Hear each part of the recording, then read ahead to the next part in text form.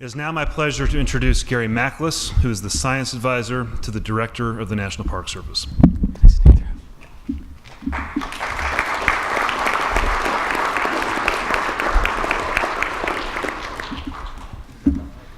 Oh, yeah.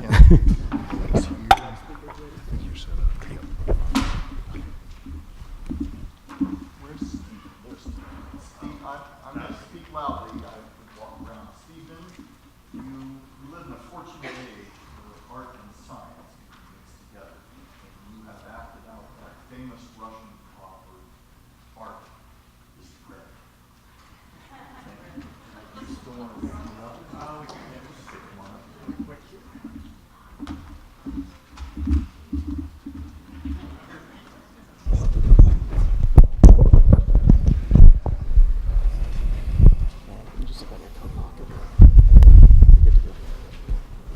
Okay.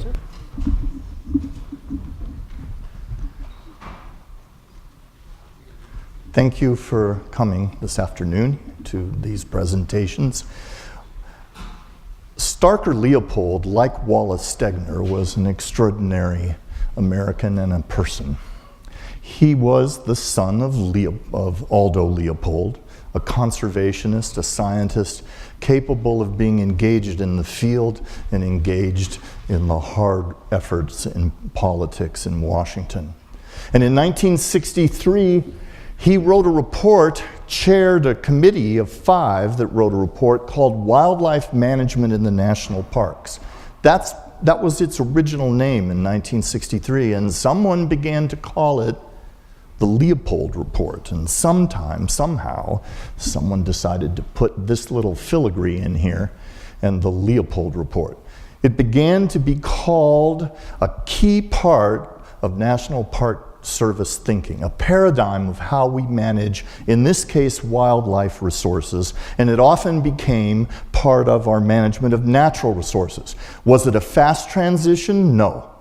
The Park Service at first did not deal well with Leopold's suggestions. And it took a long time, about a decade and a half, before the graduates at the University of California, Berkeley, and other places began to adopt Leopold's ideas as expressed in the Leopold Report, teach that to the next generation of conservation scientists, and the Park Service began to adapt, adopt, and listen to what was inside the Leopold Report. It is 50 years later. What would happen if you revisited the Leopold Report? And that's the story I want to tell. A key element of the original report was that a national park should be a vignette of primitive America, a kind of snapshot of what it was like. And in fact, the report described what is meant by primitive America as it was at the time the white man came. That's in the language of the report. What we know now about how indigenous communities, Native Americans, First Nations peoples have altered the environment might change dramatically what he wrote, but the vignette stuck with the Park Service. Yet, much has changed since 1963. Much has changed, including some of us. The national park system has grown and it has diversified and become extraordinarily more complex with different kinds of units. The acreage has grown significantly since when Leopold wrote his report, and so has visitation, which has quadrupled since 1960. Not only has it risen high in its amount, it also has diversified. And the population of visitors are now, particularly in those urban parks, dramatically different than it was before. This is a set of charts of global and continental temperature change. The red line is when Leopold wrote his report. And by almost any measure, climate change has become a critical driver of forces that Leopold in '63 did not necessarily have to confront. The standard pictures, Grinnell Glacier at Glacier National Park, 1910 to 1997 is a look back, but you can also combine a look back with our estimates, our best scientific estimates of what might happen, and be prepared for what's to follow. It's 1850, the Civil War, the First World War. Stegner's born.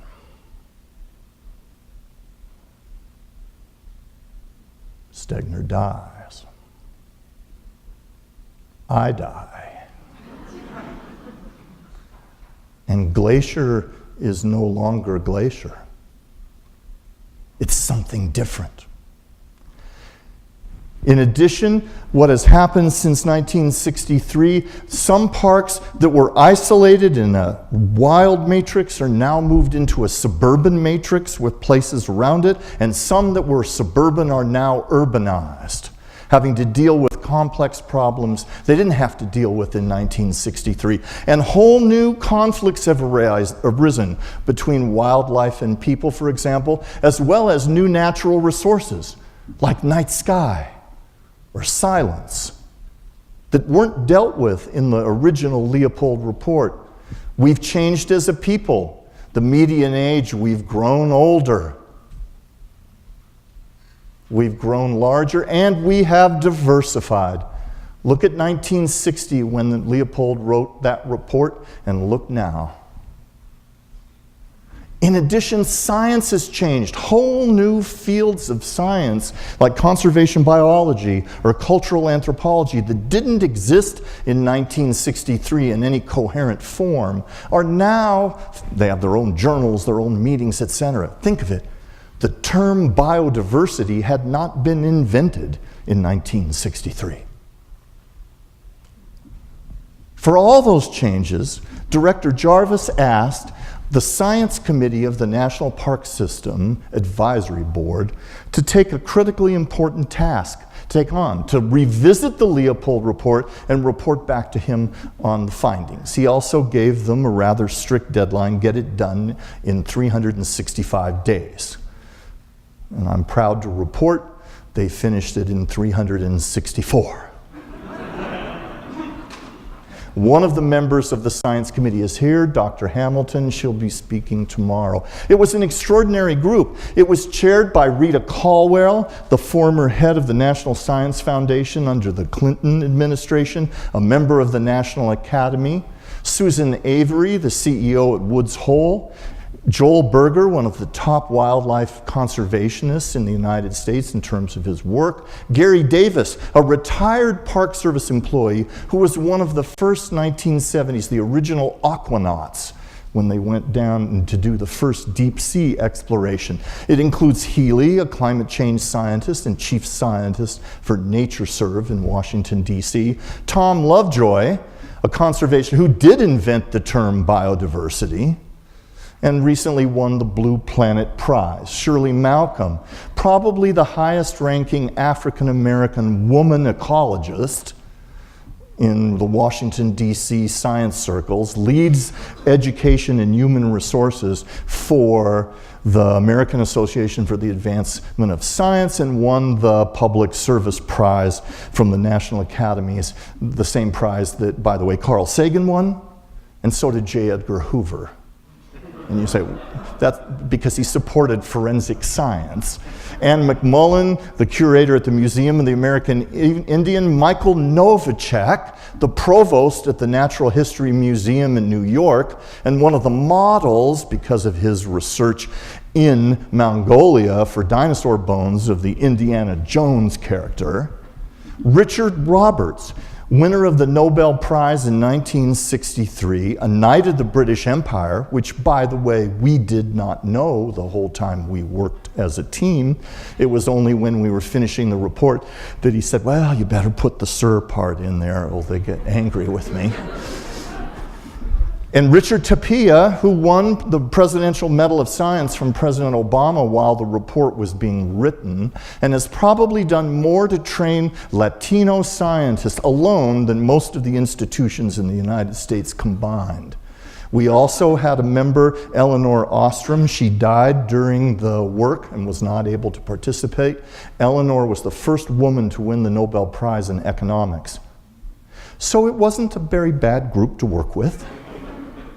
They were engaged.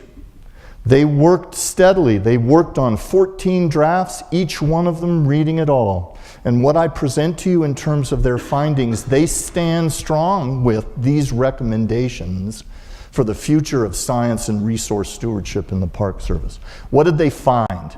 The first is that environmental changes confronting the National Park Service, they are widespread, complex, accelerating, and volatile. And all of those combined, not just complex, not just widespread, not just accelerating, but volatile. And it's the combination of all those that is the challenge to the service. They found that natural and cultural resource management must occur simultaneously and in general interdependently. The old idea that there are cultural parks and then natural parks, and they have to be managed, administrated, run, and thought of differently is an old idea that's time has passed. Because when the bison move out of Yellowstone, they are not just biological resources. They carry on their humps a great deal of cultural baggage and symbol. And when the fifth face at Jefferson, Fort Jefferson, in the Dry Tortugas, is hammered by a volatile hurricane and knocked down again, it is not just a cultural resource. It's part of a physical process of climate change. Connectivity across the broader land and seascapes is essential, and not just essential in some general sense, but for specific reasons, to support animal movements, to support gene flow, and to support response to cycles of natural disturbance. Real ways to measure what they mean in terms of connectivity. And that broad disciplinary and interdisciplinary scientific knowledge and scholarship, the humanities have a great deal to add and offer. Imagine trying to do fire regime research without understanding a history of fire in that location. That the mix of science and scholarship is necessary to manage for change, that's one thing, while you confront uncertainty. Manage for change while confronting uncertainty. What are some of the key recommendations of the committee, which is purely advisory to the Park Service? One is that the overarching goal of NPS resource management, the overarching goal should be to steward, and that's not just the same as manage. Steward has an ethical component to it. To steward NPS resources for continuous change that is not yet fully understood. Think of it. Here's this group of extraordinary scientists who meet and say part of what the Park Service needs to do is accept we don't get it all. We don't yet understand it all. And that humility in the face of complexity is a key part of what they suggest, not yet fully understood. In order to do it for a reason, to preserve ecological integrity, cultural and historical authenticity, provide visitors with transformative experiences, and form the core of a national conservation land and seascape. All of those should be the overarching goal of how resource management is acted out in the parks. They found that 21st century conservation challenges require an expansion in the spatial, temporal, and social scales of resource stewardship. We have already talked about large landscapes, the large spatial scale, but the committee goes farther. They argue it needs to be large temporal scales, that it needs to, this is an agency, as Director Jarvis often says, we're in the perpetuity business. Thinking in terms of 3-year plans is a bit modest. That we need to expand the temporal scales and the social scales of who we work with and how we collaboratively do it, as Destry has described. A key one of theirs is that the precautionary principle requires that stewardship decisions reflect science-informed prudence and restraint. And I did a word search on previous reports about federal land management, and the word prudent didn't often show up. Actually, it didn't show up at all. But the committee felt that prudence and restraint and the precautionary principle should not be confused to say we don't do anything, we don't act. That's not the precautionary principle. The principle is when you act in ways that do not foreclose other alternatives. You act in ways that don't assume you know what all the risks are or you understand the full system. That you act with prudence and you act with restraint. The committee also felt that the Park Service needs a specific policy for decision-making based on three things. One is the best available sound science. Now watch what the committee did there. They didn't just say best available, and they didn't just say sound science. They said best available sound science. It may be the best available, but if it is not sound, if it doesn't meet the bar, the standard of good science, it may be the best available, that's not good enough for us. And if it is sound science, but there's better science out there, it's not the best available, that's not good enough, given the resources that we're responsible for. That the target is best available sound science. The second is accurate fidelity to the law. Borrowed from the phrase from Justice Frankfurter, who when asked, how do we know what to do? How do we know what to do with a law? He said there's three tools, three techniques, he said to the student. This was at a Yale Law School lecture in 1937. He goes, here's the three things you got to do. Read the statute, read the statute, read the statute. He went on to talk about interpretation, but accurate fidelity to the law means that the Park Service not only understands its processes, follows them faithfully, but truly understands both their strengths and powers, both the strengths and powers of the law as well. And the last is long-term public interest, long-term implying multiple generations. The idea that this generation's hold on the national parks is somehow primary over the generations before it and after is not what the committee argued. Long-term public interest is a combination of public input, the professional judgment of Park Service leaders, and core to it, the Organic Act mission that provides for enjoyment and preserves resources unimpaired. And by the way, we could have a spirited discussion at a break on the, in my opinion, the false distinction between those two objectives, for they are not apart, because provide enjoyment, the key word in the organic art is for the same. It's provide enjoyment of a specific kind, enjoyment of those resources. But nevertheless, all three of those are needed. A decision, and I'm the science advisor to the director, and I'm telling you, science-based decisions are not effective. Science-informed, yes. But in almost every case, a decision is partly best available sound science, long-term public interest, and accurate fidelity to the law. And the committee calls for us to follow that. Existing policies and procedures must be improved to encourage the participation of the next generation of scientists and scholars and students, and expand the use of parks as appropriate parks laboratories for science. It's not just about science for parks, it's also parks for science. And believe me, the difference between the two is more cloudy than you might think. The park manager that says, well, this won't help me, this research won't help me, may come to one day rue saying that when all of a sudden there is a new need for it.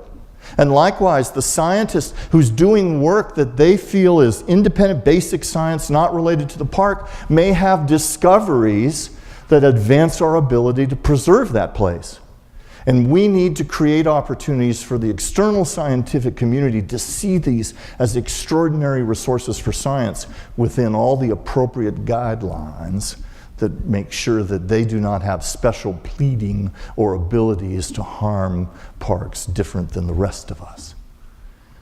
The committee concluded its report. There is great urgency in the recommendations put forward, accompanied with an exhortation to the MPS to act immediately, boldly, and decisively. The committee was not saying to the Park Service, take 15 years like what happened last time. The committee came to the Park Service and said, act decisively. And in fact said the 2016 centennial provides a critical benchmark for progress in meeting, and they used this term in the committee report several times, what the Park Service confronts, and in a way we do too, because we are their partners as citizens. An enduring responsibility, that this is an enduring responsibility. That's what the report wrote. I'd like to answer any questions you have, and I can share with you briefly what the Park Service is doing with this report. Thank you.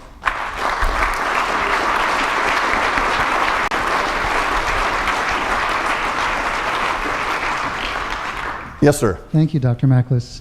Your energy and enthusiasm is very infectious. It was the enormous cookies they provided in the speaker's lounge. I want some of those cookies. My question to you is taking this theme to the international scale. Now, we know from conservation science that our parks are connected to every other park in the world, perhaps through climate, wildlife migration, carbon sequestration, even the international illegal trade in wildlife. I'm wondering where you see us as the first national park in the first national park system. What's our role? What's our responsibility in this community of international protected areas? That is a fair question. And as I have been taught by the lawyers, the response I give does not represent the official policy of the United States government. Okay? I think, and it's just my opinion here, first, I think we are a leader. But the difference between being a leader and the leader is significant and large. There was a period in time when, particularly in Africa and in Latin America, post-colonial imperialism and all that stuff modeled a great deal of what's gone on. But the World Park movement has matured and improved in ways that it's very cool that we are one of the leaders and one of the models. But there are others, whether it's Costa Rica, whether it's Kenya, whether it's Cuba, and all of those places have something to add. We do our best when we add what we're good at and learn from others. And so I would urge a combination of enthusiasm, humility, and delivery of real connection out of mutual respect. The minute we think we can go to a country like Haiti and tell them this is how you should do it, we, unlike other nations, forego our ability to work effectively. When we work as true partners, as what Destry said, and we are a leader, we have extraordinary things to offer. And most importantly, our employees have so much skill and so much energy to deliver, and we'll learn so much when it comes back to us. No harm and all good can come from that kind of collaboration, as long as we don't get big-headed about it. Yes, sir. Gary, Steve, the previous presenter, mentioned Bill Tweed's book. Yes. His reformulation of the Organic Act. Yes. My reading of the report, the committee embraced the Organic Act. Didn't say, as Tweed does, that it doesn't work anymore. I'm sure you've talked about that. Yeah. Denny's comment was that Tweed's report, as Steve described, attempted a rewording of the Organic Act, and the question was whether the Science Committee approached that. They did not. They read it carefully, they discussed it, and they said, we don't have the skill to change that. We accept it as it is, and they moved on. So their report is written within the Organic Act as done because the committee felt it was so strong. Someone else? Yes, sir. You asked us to ask you the question, what's the Park Service doing? Thank you. The report was delivered to Director Jarvis The director said, fine, good, let's go out and ponder it a bit. The report is 23 pages long. It's not a long report. It's not even a big report. It's exactly the same number of pages as Leopold's original report. Exactly. Which gave a good target to the committee and totally confused the graphics people. Why does it have to be 23 pages, okay? The report was sent out. We did listening sessions with employees, stakeholders, universities to try to talk about it, to have the same discussion that we're doing here on why and what's in it and what are the implications. And that went on for a period of pondering of about 6 months.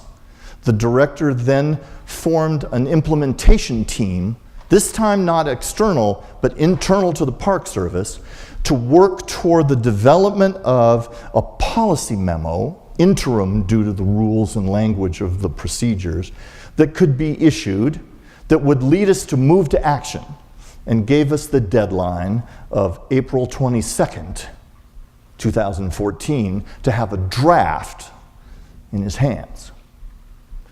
The fact that he's here in the audience suggests that I wouldn't have said that unless I thought we could get pretty close. Once that happens, the Park Service will start to move on all the recommendations, no sir, but on many of them begin to move them to action. And that's to be followed by even more action with that goal of the centennial being able to have this committee read this report and see things done on the ground. That's the formal response. The informal response is that already inside the Park Service and among many of its stakeholders, some of this language, some of this work has begun to be the new paradigm of how people talk. We talked about interpretation. The committee talked about the importance of transformative experiences, which they defined as both educate and inspire. It's not enough to just educate.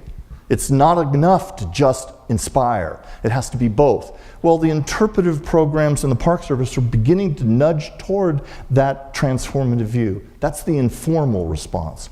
And only time will tell if we take it seriously. Thank you all. I appreciate it.